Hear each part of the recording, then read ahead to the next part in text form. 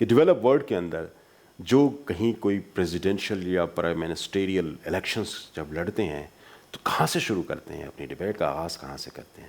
جس جگہ سے وہ ایجوکیٹڈ ہوتے ہیں. ان معاشروں کے اندر ایجوکیشن انسٹیٹیوشن مساجد جیسا درجہ رکھتی ہیں، اس لیے کہ ان کو پتہ ہے کہ ان کی کیا ویلیو ہے.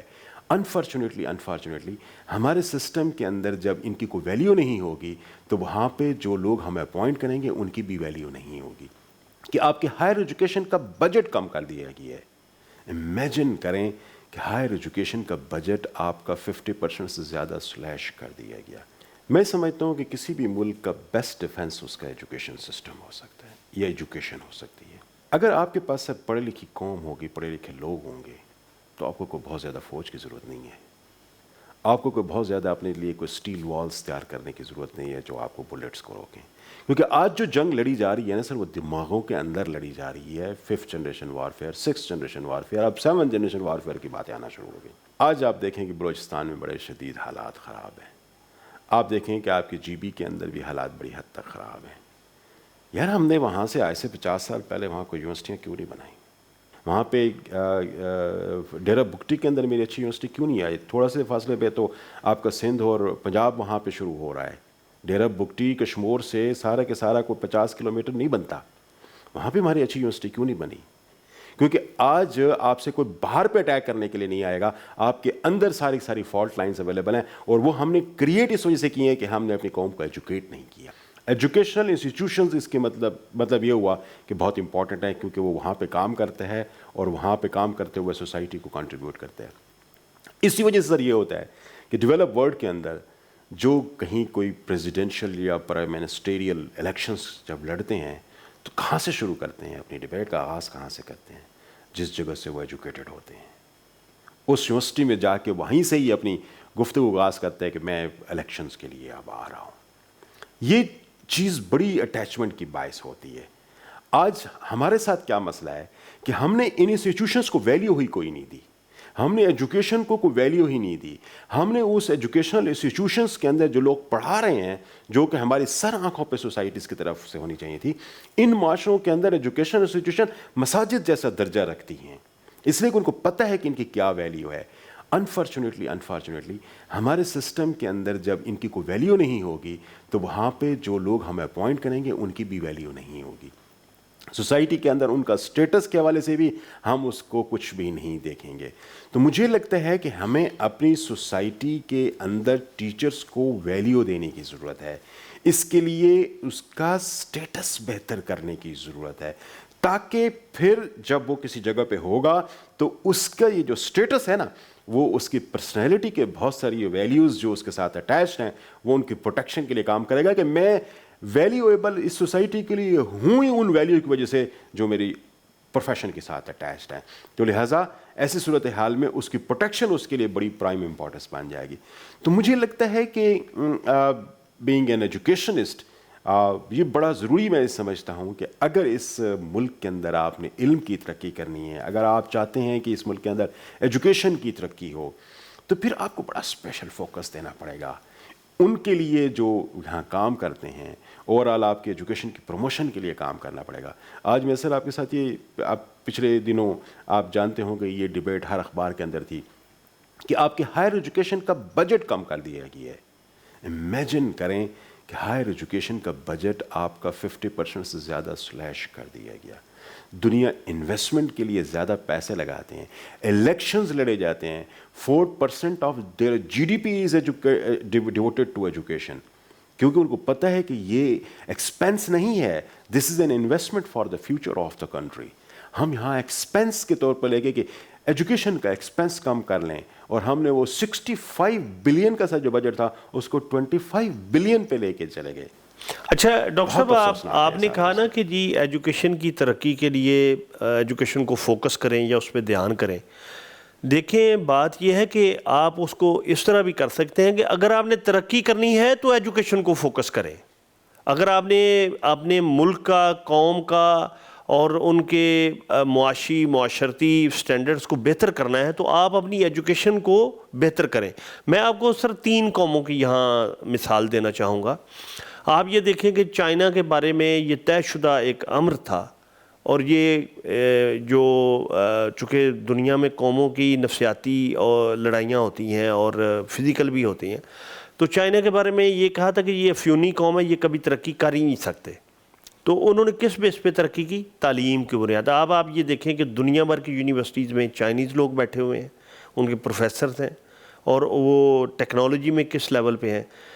اس سے جو اور بھی ایڈوانس کچھ ممالک ہیں جن کا ٹیکنالوجی کے حوالے سے سکہ چلتا ہے. جرمنی کے جو ابھی سفیر ہیں، ان سے پہلے مارٹن کوبلر تھے جو کافی پاپولر تھے، جو سائیکل وائیکل بھی چلاتے تھے اور لوگوں میں بھی گل مل جائے. سیالکوٹ وہ گئے تو وہاں انڈسٹریلسٹ جو تھے ان سے انہوں نے بات چیت کی. انہوں نے کہا کہ ورلڈ وار 2 کے بعد ہمارے پاس کچھ بھی نہیں تھا، وہ بالکل ایک روئنڈ جرمنی تھا، تباہ شدہ جرمنی تھا. تو وہ دوبارہ آپ دیکھیں کہ وہ کہاں کھڑے. آج بھی جو ان کی چیزیں ہیں بنی ہوئی، وہ ان کا سٹینڈرڈ کیا ہوتا ہے، ان کا ایجوکیشن کے لیول کا سٹینڈرڈ کیا ہے، ان کا جو لیونگ سٹینڈرڈ ہے وہ کیا ہے، اور ان کا دنیا کی اقوام میں کیا جو درجہ ہے. اور تیسری جاپان کی مثال لیں کہ جہاں دنیا میں اللہ نہ کرے کبھی ایٹم بم چلے، اگر کہیں چلے تھے تو وہ بھی ورلڈ وار 2 میں جاپان میں چلے، اور وہاں پوری آبادی، پورے شہر تباہ ہو گئے. لیکن آپ یہ دیکھیں کہ آج بھی وہ آٹو انڈسٹری پہ وہ راج کرتے ہیں، اور وہاں چونکہ ان کی سرزمین وہ زلزلوں کے حوالے سے بڑی ولنریبل ہے اور وہاں بڑے خطرات ہیں. لیکن آپ یہ دیکھیں کہ انہوں نے اپنی عمارتیں اس طرح کی بنا لی ہیں. سو کہنے کا مطلب یہ ہے کہ ہمارا پس منظر ہماری قوم کا کوئی برا نہیں ہے جس خطے میں ہم رہ رہے ہیں. آپ یہ دیکھیں کہ ہمارے پاس جو ورلڈ ہیریٹیج میں جو ہمارا ٹیکسلا ہے، یا جو ہمارے ہاں کٹاس راج ہے، جو ہندو مذہب کی یہاں پس منظر ہے، یا جو مسلمانوں کا جو پس منظر ہے یہاں، اور جو یہاں کی لوکل اور مقامی علوم تھے، یعنی ہم کوئی اتنے گئے گزرے لوگ نہیں ہیں. اور ہمارے لوگوں میں پوٹینشیل، اگر ہم ایجوکیشن کی طرف فوکس کریں، جس طرح جرمنی اٹھا، جس طرح جاپان اٹھا، جس طرح چائنا اٹھا، تو ہم بھی اٹھ سکتے ہیں. سر میں کہتا ہوں کہ آپ کی اس بات سے نا میں ایک اور پرسپیکٹیو آپ کو دیتا ہوں. میں سمجھتا ہوں کہ کسی بھی ملک کا بیسٹ ڈیفنس اس کا ایجوکیشن سسٹم ہو سکتا ہے، یا ایجوکیشن ہو سکتی ہے. کیسے ہو سکتی ہے؟ اگر آپ کے پاس سر پڑھی لکھی قوم ہوگی، پڑھے لکھے لوگ ہوں گے، تو آپ کو کوئی بہت زیادہ فوج کی ضرورت نہیں ہے. آپ کو کوئی بہت زیادہ اپنے لیے کوئی سٹیل والز تیار کرنے کی ضرورت نہیں ہے جو آپ کو بلٹس کو روکیں. کیونکہ آج جو جنگ لڑی جا رہی ہے نا سر، وہ دماغوں کے اندر لڑی جا رہی ہے. 5th generation warfare, 6th generation warfare, اب 7th جنریشن وارفیئر کی باتیں آنا شروع ہو گئی. وہ ساری یہاں لڑی جا رہی ہے.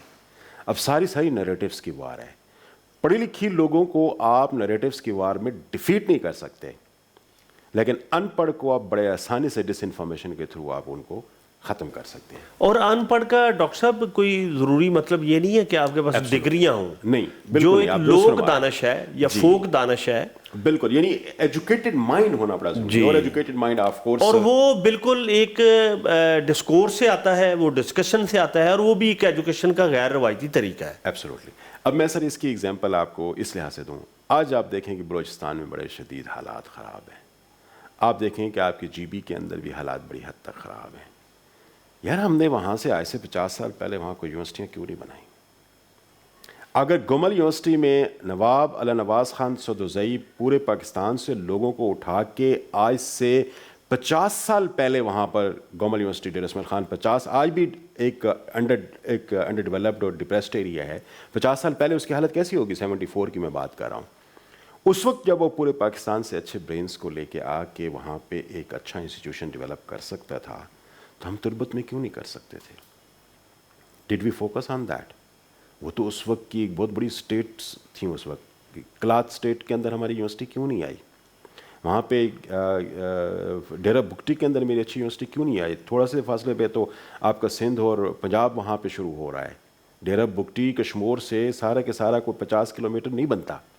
وہاں پہ ہماری اچھی یونیورسٹی کیوں نہیں بنی؟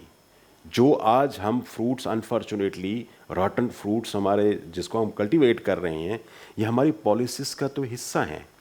ہم نے ایجوکیشنل انسٹیٹیوشنز جو کہ بہت امپورٹنٹ ڈیفینس لائن کریٹ کر سکتے ہیں آپ کے ملک کے لیے، کیونکہ آج آپ سے کوئی باہر پہ اٹیک کرنے کے لیے نہیں آئے گا, آپ کے اندر ساری فالٹ لائنز اویلیبل ہیں, اور وہ ہم نے کریٹ اس وجہ سے کی ہیں کہ ہم نے اپنی قوم کو ایجوکیٹ نہیں کیا, ہم نے ایجوکیشن کی کوئی لیول بھی انکریز کرنے کی کوشش. اور دوسری یہ ڈاکٹر صاحب اپنے پیٹی انٹرسٹ کے لیے اور ان بینیفٹس کے لیے ہم ان کو, یا جس طرح کوئی اگر وہ ہمارے لوگوں کا جو شعور کا لیول ہے وہ نہیں ہوگا تو ان کو استعمال کرنا بہت آسان ہوگا کسی بیرونی طاقت کے لیے بھی. تو کمپریہنسو سیکیورٹی اسٹریٹجی جسے ایسا کہتے ہیں نا, جو ہر ملک کے اندر ہوتی ہے اور وہ اس پہ بڑا کام کرتے ہیں, تو مجھے لگتا ہے کہ ہماری کمپریہنسو سیکیورٹی اسٹریٹجی کے اندر ایجوکیشن ایک بہت امپورٹنٹ ایلیمنٹ ہے. اس کو آپ کو فوکس کرنے کی ضرورت ہے. اچھی ایجوکیشن آپ کا یہ جو برتھ ریٹ ہے جو بڑا ہائی جا رہی ہے, پاپولیشن ایکسپلوژن, اس کو ریڈیوس کرے گا. آپ کے ہاں انڈسٹری کی بہتری کے لیے بھی کام کرے گا. آپ کے اندر جو انٹرنل کلیویجز ہیں, یہ جو ہماری آئیڈینٹی بیس کرتے, لنگوسٹکس ہیں, ایتھک ہیں, ریشل ہیں, اور اب جس طرح کے سیکٹیرین ہمارے یہاں شروع ہو گئے ہیں. دیکھیں انڈین کوئی دیول وغیرہ وہاں پہ بیٹھ کہتے ہیں, پاکستان کو تو مسئلہ ہی کوئی نہیں ہے, ہم جس وقت بھی چاہیں وہاں پہ ارتیاش پیدا کر سکتے ہیں, اس لیے کہ ہماری فالٹ لائنز اتنی زیادہ ہیں جس میں سے کسی ایک فالٹ لائن پہ تھوڑی سی اگر تیلی پھینکے اور تھوڑی دیر میں آپ دیکھیں کہ وہاں پہ کیا مسائل پیدا نہیں ہو سکتے. آپ کے پاس 26 اگست سے چھوٹے, اب 26 اگست ہمارے لیے صرف فالٹ لائن بن گئی ہے. 26 اگست کی ڈیٹ پہ آپ کو پورا کا پورا ملک آپ کو ٹوس پہ کھڑا ہوا نظر آئے گا, اور آپ کی تمام سیکورٹی ایجنسیز کو آپ الرٹ رہنا پڑ جائے گا. یعنی ہم کتنے آسانی سے اپنے دشمنوں کو وہ تمام چیزیں پرووائڈ کر رہے ہیں کہ آپ جب بھی چاہیں اس ملک کے اندر کوئی بھی مسائل پیدا کر سکتے ہیں. وجہ کیا ہے سر؟ اگر میں وہاں پہ کوئی اچھے روڈ دیتا, اچھے ایجوکیشن انسٹیٹیوشنز دیتا, محرومیت جسے آپ کہہ سکتے ہیں نا, محرومیوں کی جنگ ہے. یہ کس چیز کی محرومی ہے بھائی؟ وہاں پہ ہسپتال نہیں ہے, ان کو کسی اور جگہ آنا پڑتا ہے, اسلام آباد آنا پڑتا ہے, ملتان جانا پڑتا ہے, کسی اور جگہ جانا پڑتا ہے. آپ وہاں پہ اچھا روڈ دیں, ہاسپٹلس دیں, ایجوکیشنل انسٹیٹیوشنز دیں, نیٹ ورک دیں. وہاں پہ آپ دیکھیں کہ اگلے 20 سال کے اندر اس علاقے کو آپ بڑا ڈیولپ کر سکتے ہیں. کسی بھی جگہ ڈیولپمنٹ کے لیے چند ایک چیزیں ہیں نا, اچھا روڈ نیٹ ورک دیں, ان کے روزگار کے طریقہ کار بہتر کریں, ان کی ہیلتھ ٹھیک کر دیں, ان کی ایجوکیشن ٹھیک کر دیں. آپ اگلے 20 سال کے اندر ایک نئی نسل دیکھیں گے جو اس علاقے اور پورے ملک کی ترقی کے لیے کام کرتی ہوئی نظر آ رہی ہوگی. یہ چھوٹا سا فارمولہ ہمیں کیوں نہیں سمجھ آتی؟ دنیا کے اندر نئے شہر بستے ہیں, اور ودن 20-25 ایئرز وہ نئے شہر بالکل ایک ڈیولپ شہر کے برابر آ کے کھڑے ہونا شروع ہو جاتے ہیں. فرق صرف یہ ہوتا ہے کہ وہاں پہ پرانے شہروں کی طرف وہ ریلکس اور مانومنٹس اور روئنز نہیں ہوتے جو لوگ وزٹ کرتے ہیں, وہ سارے ماڈرن سٹیز ہوتے ہیں. But still people visit them and there is no problem at all there. آج ہم کیوں نہیں ڈیولپ کر پائے سر؟ اس کے لیے کتنی کو بڑا دماغ چاہیے اس ملک کو ڈیولپ کرنے کے لیے, علاقوں کو ڈیولپ کرنے کے لیے. سر میں آپ کو بلوچستان میں لا انفورسمنٹ آفیسر بھی رہا ہوں بلوچستان میں, اس وجہ سے مجھے بہت کچھ جانا ہوا. آپ یقین کریں کہ آپ کے پاس آج سے 15-20 سال پہلے بلوچستان کے اندر روڈ نیٹ ورک نہیں تھا. آپ کو کسی ایک علاقے سے دوسرے علاقے تک جانے کے لیے فاصلے چونکہ زیادہ ہیں, آپ کو دن لگ جاتے تھے. کوئٹہ کراچی ٹریول ایک بہت بڑا مشکل کام ہوا کرتا تھا. تو ہم نے سر کام نہیں کیا, ورنہ یہ اسٹیٹ ایک بڑی اسٹیبل اسٹیٹ ہے, بڑی آسانی سے اسٹیبل ہو سکتی ہے. جس چیز پہ انویسٹ کرنا چاہیے اس کو آئیڈینٹیفائی کریں, اور بالکل wholeheartedly with complete patriotic passion آپ وہاں پہ کام کریں. ڈاکٹر صاحب میں نے وہ جو جرمنی کے سفیر کی بات کی, اس نے کہا کہ ہمارے پاس تو کوئی منرلز نہیں تھے, کوئی نیچرل ریسورسز نہیں تھے, تو ہمارے پاس تو نیچرل ریسورسز بھی بہت زیادہ ہیں.